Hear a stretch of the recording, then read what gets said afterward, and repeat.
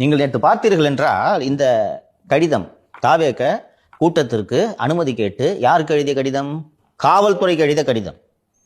காவல்துறைக்கு எழுதிய கடிதம், அதுவும் for necessary action SP endorse பண்ண கடிதம், டிஎஸ்பி ஃபார் என்ஏ என்று போட்ட கடிதம் எப்படி ஊடகங்களுக்கு வருகிறது?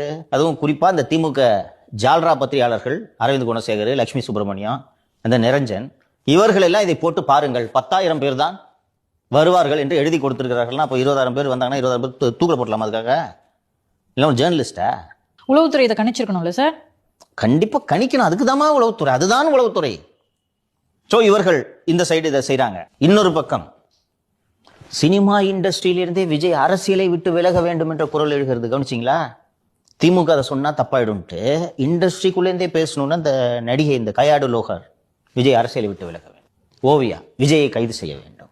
ஏன் கள்ளச்சாராய சாவு நடந்த போது ஏன் முதலமைச்சரை கைது செய்ய வேண்டும் இந்த ஓவியா